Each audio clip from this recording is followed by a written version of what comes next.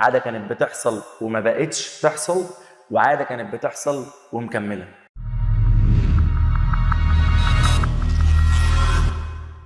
السلام عليكم ورحمة الله وبركاته، حبايبي طلبة درجات الثانوية العامة الجدعان جدا جدا الصبورين اللي معلين الهمة وبيبذلوا مجهود جميل زيهم. النهارده مكملين مع دروس الجرامر بتاعة يونت 1 الطويلة شوية، معلش استحمل معانا واصبر. والنهارده هنشتغل حاجة اسمها أو درس اسمه الباست هابتس. ما تيجي نبص بصة كده على العنوان ده. زي ما انت شايف انا كاتب ايه؟ باست وهابتس. باست يعني ايه؟ باست يعني ماضي يا مستر. طب هابتس يعني ايه؟ هابتس يعني عادات. يعني اقدر اقول اني بتكلم على عادات في الماضي. مظبوط، عادات في الماضي. طب هو شرط العادة ايه؟ شرط ان اقول على حاجة ان هي كانت عادة؟ اكيد شرط العادة التكرار. يعني ان العادة كانت حاجة بتحصل، او مثلا ممكن تكون ما زالت حاجة بتحصل بتكرار، حاجة بتحصل اكتر من مرة. يعني ملخص العنوان ده ان احنا هنتكلم على حاجات كانت بتحصل في الماضي بتكرار. تاني، حاجات كانت بتحصل في الماضي بتكرار وبتتكرر. قبل ما ابدا انجلش، احنا عندنا نوعين اساسيين من العادات. عاده كانت بتحصل وما بقتش تحصل، بطلت. وعاده كانت بتحصل وما زالت بتحصل. يبقى تاني، عاده كانت بتحصل وما بقتش تحصل، وعاده كانت بتحصل ومكمله. اللي بيمثل الكلام دوت التعبير اللي انت زهقت منه وخدته كتير جدا جدا، وهو used to. used to ليها اكتر من صيغه، اولهم واهمهم واكتر واحده فيها شغل الاولانيه دي، انك بتبدا جملتك عادي جدا بفاعل، وبتروح حاطط used to، وبتحط بعدها الانفينيتيف يعني الفعل بتاعك في المصدر في الشكل الاول بدون اي اضافات. ركز معايا في يعني ايه used to plus infinitive عشان ده مهم جدا. used to plus infinitive التعبير ده معناه اعتاد ان. انا ما بحبش كلمه اعتاد ان دي، عايز كلمه كده اسهل واقرب. بحب دي، ان في حد كان متعود يعمل حاجه. تاني كده، في حد كان متعود يعمل حاجه. تعال نقول مثلا انا كنت متعود ادخن، ونطبق اكزامبل على هنا. هنقول ايه؟ ها جدع. I used to smoke. اللي عايزك تركز فيه جدا جدا والمهم جدا جدا جدا هو الجمله الصغيره جدا دي معناها ايه؟ معناها ايه يا مستر الجمله دي؟ اهي، ان انا كنت متعود ادخن. بص، دي الترجمه الحرفيه بتاعتها لكل اللي واضح قدامي. I used to smoke، كنت متعود ادخن، انا اعتدت ان ادخن. ولكن في حاجه مهمه جدا جدا لازم تاخد بالك منها. لما بنستخدم used to بعدها infinitive، ده ما بيدينيش معنى واحد بس او مدلول واحد، ده بيديني معنيين او مدلولين. ايه هم يا مستر؟ I used to smoke دي معناها ان انا زمان كنت بدخن ودلوقتي ما بدخنش. ايه يا مستر الكلام الغريب ده؟ فين الجمله بتقول ان انا دلوقتي ما بدخنش؟ دي used to. انت لما بتستخدم used to وترمي بعدها الانفينيتيف ده بيديك المعنيين. وبعدين ما انا قلت لك ركز كده حتى بالعربي. انا كنت متعود ادخن. يعني ايه كنت متعود ادخن؟ يعني انا كنت بدخن زمان، مش بس كده، ده انا دلوقتي ما بدخنش. عارف عشان تفهم اكتر، بص الحكايه دي كده كأن حد بيعزم على حد بسجاير، فالشخص التاني بيقول له لا لا شكرا انا ما بدخنش. يا عم لا، انا عارف انك بتدخن، خد سيجاره. لا انت فاكر انا كنت متعود ادخن. فاللي كان متعود يدخن ده معناه ان هو كان بيدخن زمان ودلوقتي بطل. يبقى انا من غير ما اكتب جمله ان دلوقتي بطلت تدخين، معناها لما استخدم used to بعدها infinitive ده بيديني الاثنين. example تاني، لما اقول لك مثلا I used to wake up late. ترجم الجمله دي، انا اعتدت ان استيقظ مؤخرا. يعني زمان كنت بصحى متاخر، مش بس كده اوعى تنسى، ودلوقتي ما بقتش اصحى متاخر، بقيت اصحى بدري عادي جدا جدا. يبقى اذا ده المعنى الاول او دي الفكره الاولى في used to، ان used to بعدها infinitive ده بيديني معنيين، ان في فعل كان بيحصل في الماضي ودلوقتي ما بيحصلش. طيب انا عايز انفي الصيغه دي يا مستر، هنفيها ازاي؟ صح معايا. لو بصيت بصه كده على used to، ايه رايك فيها؟ انت شايف ايه؟ used الفيرب ده كده او الشكل ده شكله ايه؟ present ولا past؟ ها جدع، past. انا كنت منفي الباست سمبل لو انت فاكر بمين؟ didn't. بس اوعى تنسى ان بعدها infinitive. يعني لازم didn't مش used didn't use to واحط الانفينيتيف من الفعل الاساسي عادي جدا جدا. بس اوعى تنسى ان كان في طريقه تانية برضو لنفي الباست سمبل. ايه هي يا مستر؟ اني كنت بستخدم نيفر. واوعى تنسى ان نيفر كنت بقول عليها جمله كده، يا رب تكون فاكرها: خدوني معاكم ومش هعمل صوت. نيفر ما بتغيرش حاجه خالص، على عكس didn't اللي شرطت ان used to هتبقى used to عشان didn't بعدها infinitive. نيفر ما بتغيرش حاجه. يعني عشان انفي القاعده دي باستخدام نيفر هقول never used to بلس الانفينيتيف عادي جدا جدا. طب اديني اكزامبلز عن النيجاتيف يا مستر. اديني اكزامبلز على النفي. احنا قلنا من شويه I used to smoke. عايز انفي جمله I used to smoke انفيها ازاي؟ هروح قايل جدعان I didn't use to smoke.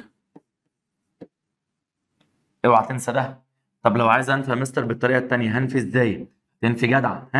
I never مش use اكيد used to smoke. صعب الكلام ده؟ ما اعتقدش صعب خالص. يبقى لحد دلوقتي used to plus infinitive بنفيها بطريقتين. ايه هما الطريقتين؟ didn't used to و never used to عادي جدا.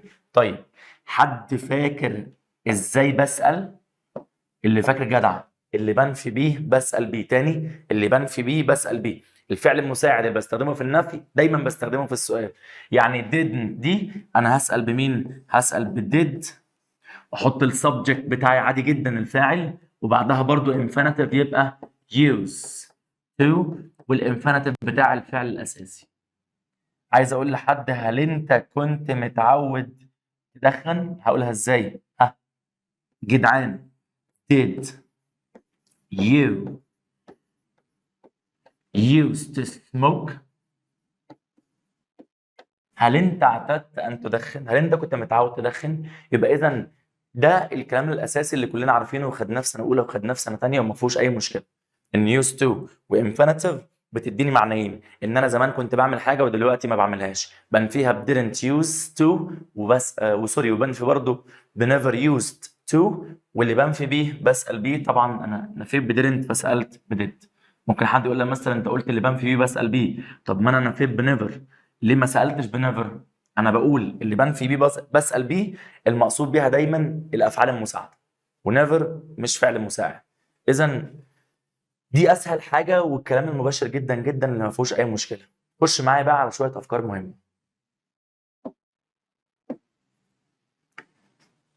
بص يا باشا، هيروح مديك حاجه زي كده، يروح قايل لك I used to smoke.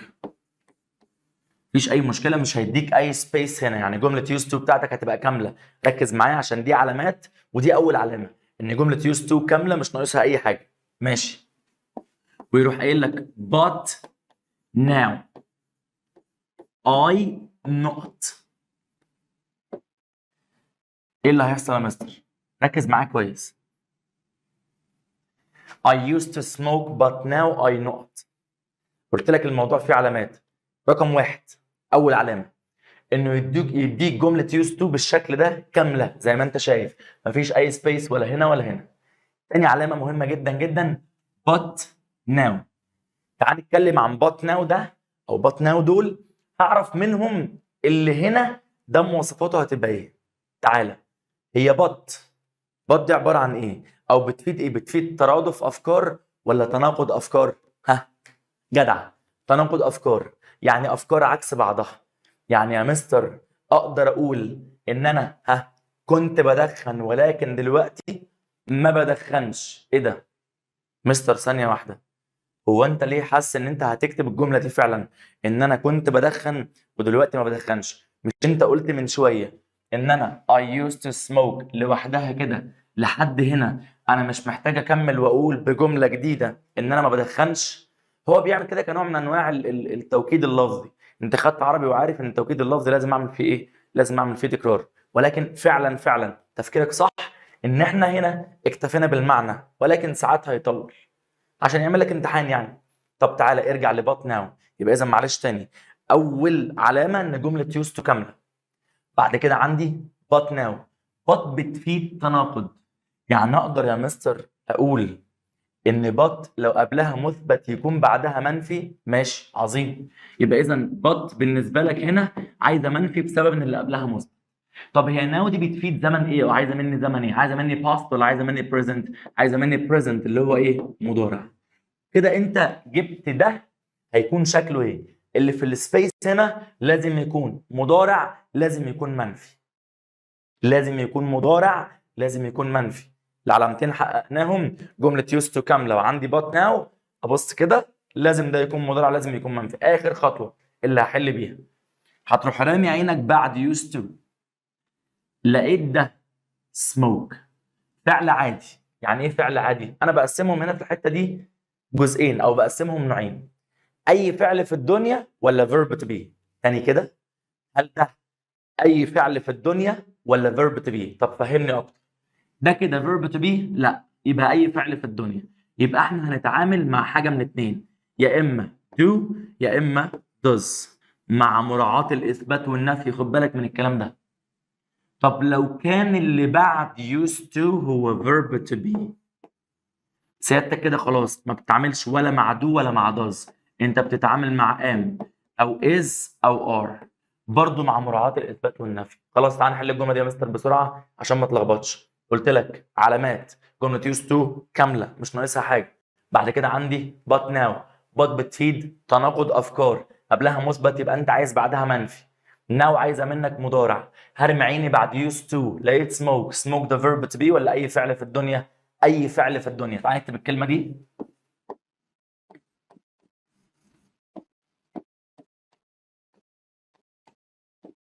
يبقى انت عايز مين؟ يا اما دو يا اما داز، بس خد بالك مع مراعاه الاثبات والنفي. هنا منفي يبقى انت عايز مين؟ يبقى انت عايز دونت. I used to smoke but now I don't. ما اعتقدش فيها اي مشكله. ما تيجي ندي اكزامبل كمان. هقول لك مثلا she used to be short but now she not. انا مش عايز حد يحل جدعان طبعا، اللي حل وهو قاعد دلوقتي، بس عايزك ادي الجمله ال 20 ثانيه بتوعها. جمله يوست مالها كامله. بعد كده عندي بات ناو. بات بتفيد تناقض افكار، قبلها مثبت يبقى بعدها منفي. ماشي، يبقى انت عايز منفي. والناو عايزه مني ايه؟ عايزه مني مضارع. يبقى برضو اللي هنا لازم مواصفاته تكون مضارع ومنفي. اهم خطوه اهم خطوه، ايه اللي جاي بعد used to؟ ده verb to be. يبقى التعامل بتاعي مش مع do ولا does، ده مع am او is او are. بس خد بالك من حاجه، انت عايز ايه؟ منفي. she بتاخد is ومع النفي يبقى she isn't. كمان جمله كمان جمله. we used to be together. احنا كنا سوا، كنا مع بعض. ويروح مديك مين؟ السبيس دي ملهاش لازمه، مش عارف انا عملتها ليه.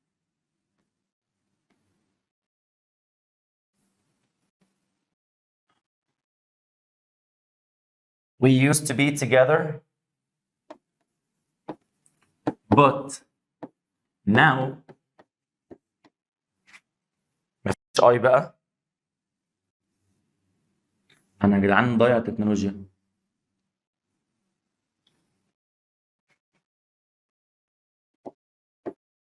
but now we not. we used to be together but now we not. نفس الخطوات اللي علمتها لك. ايه هي؟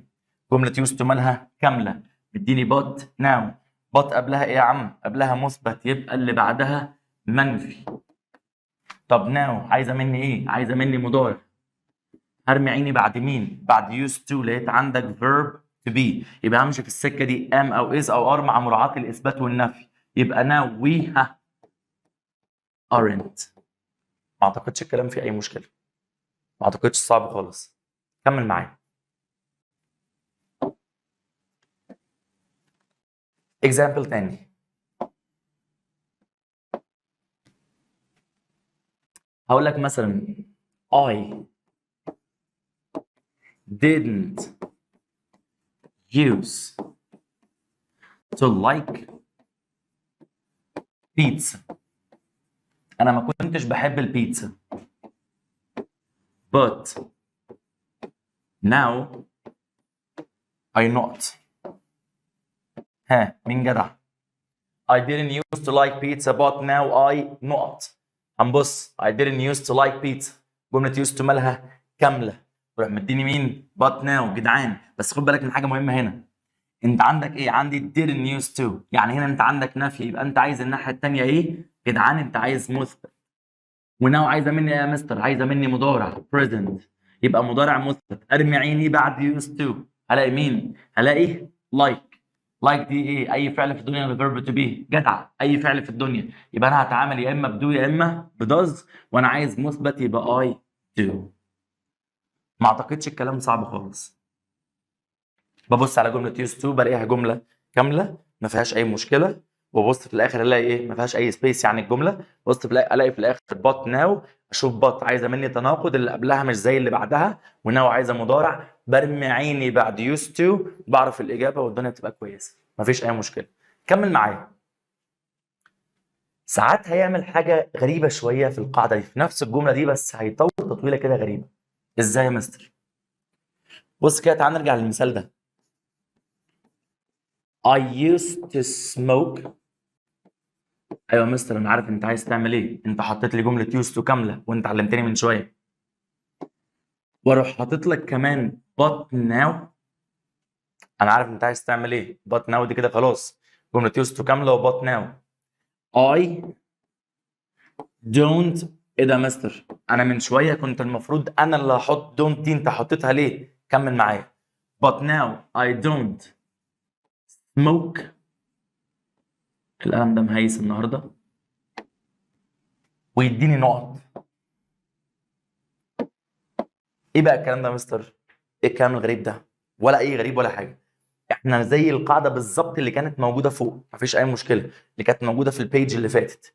جمله used to كامله بعدها but now، بس القصه ان هو طول الجمله شويه. مين جدع يقول؟ او تعال نترجم الجمله دي.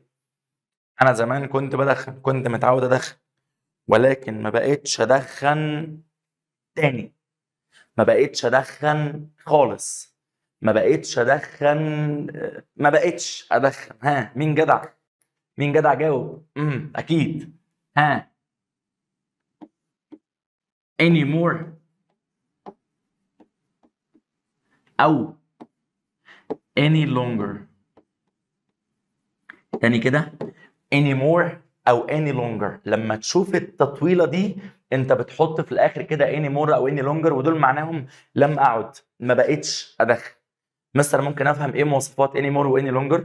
عايز اشوف كده بيجوا امتى، ايه قصتهم. بص يا باشا، زي ما انت شايف كده المواصفات اللي قدامك دي، anymore و any longer مكانهم في اخر الجمله. anymore و any longer بالنسبه لنا في الدرس ده بيجوا مع جمله مضارع.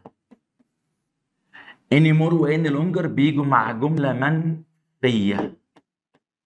تاني 3 مواصفات. anymore و any longer بيجوا في اخر الجمله اللي زمانها مضارع، ما هي دي مضارع. but now I don't دي مضارع. واللي تكون ايه؟ اللي تكون منفيه. ايه ده؟ ثانيه واحده بس يا مستر، عشان في حاجه لاحظتها. في حاجه مهمه جدا جدا جدا. انت عمرك ما هتطول التطويله اللي احنا طولناها في الاخر دي، لان احنا كنا من شويه بنقف عند I don't. عمرك ما هتطول التطويله دي الا في حاله ان احنا بادئين بمثبت وقافلين بمنفي. تاني كده، بادئين قبل but now بمثبت وقافلين الكلام بمنفي. لان anymore و any longer اخر الجمله المضارع المنفيه. قصدك تقول ايه؟ قصدي اقول لك ان جمله زي اللي فوق دي احنا كنا بادئين هنا بمنفي، ومع التناقض بتاع but now قفلنا الجمله بتاعتنا بمثبت.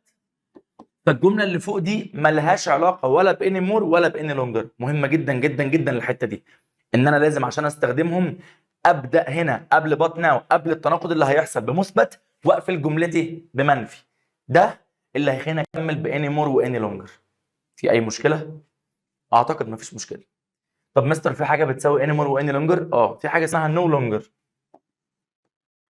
بس no longer مختلفه شويه، مختلفه في مكانها. عادي بيكون ترتيبها عادي جدا جدا في الجمله، قبل الفعل الاساسي او بعد المساعد عادي مفيش مشكله. ونو لونجر ما بتجيش مع نفي. ما بتجيش مع نفي لا يا مستر لسبب بسيط، لان هي اصلا نفي. يعني انا لو عايز ادي نفس الجمله بتاعت I don't smoke anymore او I don't smoke any longer دي بنو لونجر، بكل بساطه هقول I no longer smoke. انا لم اعد ادخن، انا ما بقتش ادخن. الحته دي فيها حاجه مهمه جدا جدا عايزك تاخد بالك منها. هو احنا اتفقنا من شويه ان احنا اصلا كنا ليه بنعمل ده اصلا؟ يعني ليه كنا but now وبعدها نقول I don't smoke او she's not short او anymore او any longer او الكلام ده كله؟ لو انت فاكر احنا كنا متفقين من الاول خالص، اول حاجه قلتها في الفيديو ده ان I used to smoke بتديني المعنيين بتوع ان انا كنت بدخن وان انا دلوقتي ما بدخنش. وقلت لك من شويه ان هو بيعمل نوع من انواع التوكيد اللفظي. يعني ايه توكيد لفظي؟ يعني بيعيد الكلام. طب واحد عايز ياكد على المعنى، هيعيد الكلام بمعنى مختلف ولا بمعنى هو؟ جدع، اكيد معنى هو. عايز توصل ليه يا مستر؟ عايز اوصل لحاجه مهمه جدا جدا. ساعات بيكون في جمل في الامتحان بتيجي تقول لك مثلا check your understanding، او يديك جمله زي دي I used to smoke، انا اعتدت ان ادخن، ويقول لك give me an equal meaning. تاني كده give me an equal meaning، اديني معنى مساوي للجمله دي. طيب معنى مساوي، مين شغل دماغه دلوقتي؟ ايه المعنى المساوي للجمله بتاعت used to بعدها infinitive؟ اكيد الجمله اللي بعد but now اللي هو بيعمل بيها توكيد لفظي، يعني بيجيب نفس الكلام بس بشكل تاني. يعني من الاخر لما يديك نوع زي كده من الجمل ويديك جمله فيها used to infinitive ويقول لك اديني معنى مساوي للكلام ده، يبقى انت هتدور على الجمله اللي فيها نفي وفي اخره anymore او any longer بالشكل ده، او هتدور على الجمله اللي فيها no longer. I used to smoke دي بتساوي I don't smoke anymore او I don't smoke any longer او I no longer smoke. مستر مش حاسس ان هما متساويين في المعنى، لان دي ماضي مثبت ودي مضارع ومنفي. ازاي ماضي مثبت يساوي في المعنى مضارع منفي؟ بكل بساطه هي I used to smoke يعني ايه؟ I used to smoke يعني كنت بدخن وبطلت. طب هي I don't smoke anymore يعني ايه؟ I don't smoke anymore معناها بطلت ادخن. طب ما الشخص اللي بيقول بطلت ادخن معناه ان هو كان بيدخن. تاني واحده كنت بعمل وبطلت، والتانيه انا بطلت، يبقى اكيد انا كنت بعمل. فده مهم جدا جدا، خد بالك منه. اعتقد ما فيهوش اي مشكله، اعتقد ان الكلام سهل يعني. كمل معايا. ايه اللي ممكن يتقال تاني في القاعده دي؟ خدنا القاعده الاساسيه واكتر حاجه فيها شغل اللي فات اللي هي used to plus infinitive. كمل معايا. احنا قلنا اول قاعده عندنا اللي فاتت كانت فاعل used to وعندي infinitive. الصيغه دي في صيغه بتساويها بس بشكل تاني، بتساويها في المعنى ولكن بشكل او بتكوين تاني. هتعمل ايه يا مستر؟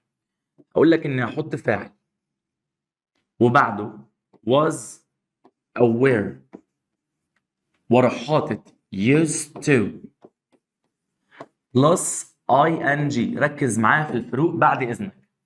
انت هنا كان الفاعل بعد used to على طول، هنا انت ما عندكش used to، هنا ما عندكش الفاعل بعد used to، انت عندك ايه في النص؟ عندك was او were. الناحيه دي انت كان عندك infinitive، اما هنا انت عندك ايه؟ عندك verb و ing.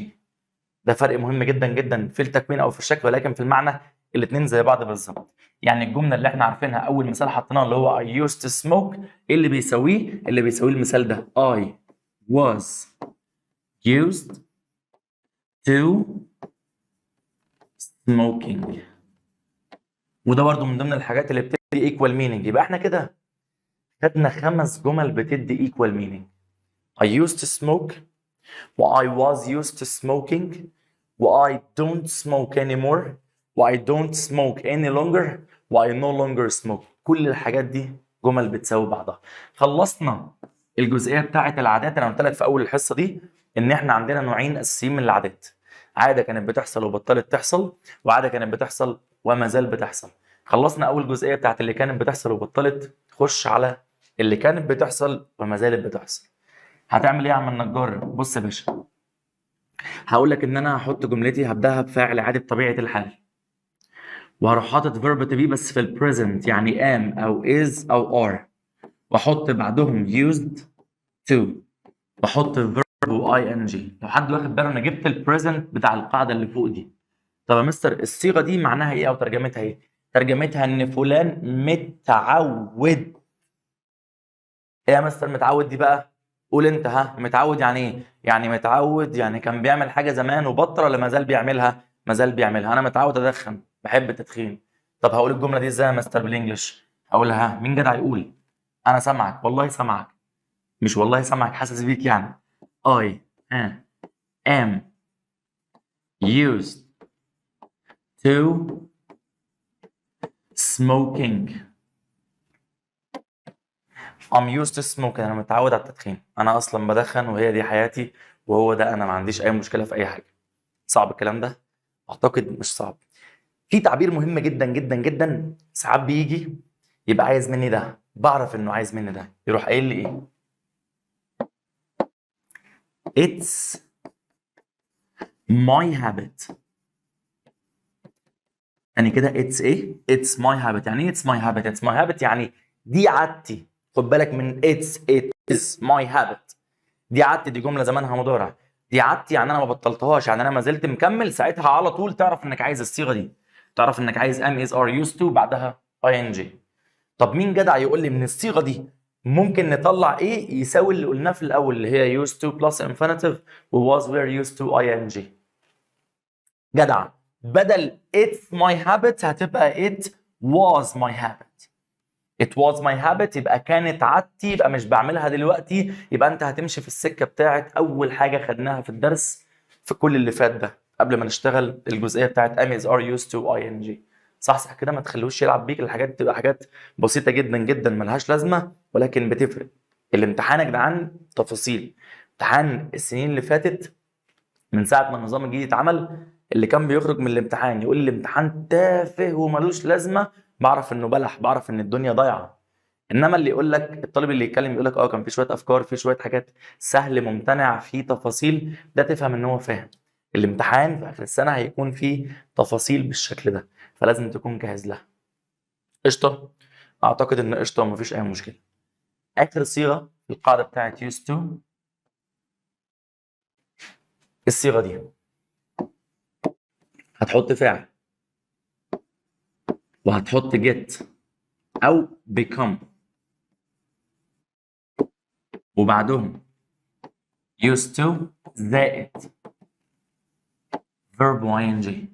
يا مستر دي كمان بقى ايه get و become used to دي؟ ما تيجي اديك معلومه حلوه نعرف بيها get و become دول بيفيدوا ايه لما يجوا في بعض التعبيرات. ايه الفرق ما بين تخش مكان وايه ده it's hot؟ it's hot يعني ايه؟ الدنيا حر. طب ايه رايك لو خليناها it's getting hot او it's becoming hot؟ it's getting hot او becoming hot معناها الجو بيحرر. بيحرر بالايه يا مستر؟ بالتدريج. تاني كده، بيحرر بالتدريج. فانت مش اول ما دخلت المكان او في اول القعده كان في حر، كانت الدنيا حلوه وفيها هواء والدنيا جميله، فجاه بدات الدنيا تحرر بالتدريج. لو دخلت مكان ولقيت الدنيا ضلمه فهتنور النور. ليه يا عم نورت النور؟ اصل اتس دارك. اتس دارك يعني ايه؟ الدنيا ضلمه. طب لو انت قاعد مع اصحابك مقضيين اليوم مع بعض، فجاه لا انا اتاخرت فلازم اروح، ايه يا عم؟ اصل اتس getting dark. يعني ايه it's getting dark او becoming dark؟ الدنيا بتضلم. اليومين دول الدنيا it's getting cold او it's becoming cold، الدنيا بدأت تبرد. الصيف الحمد لله، اللهم لك الحمد، اللهم لك الحمد، بيسيبنا.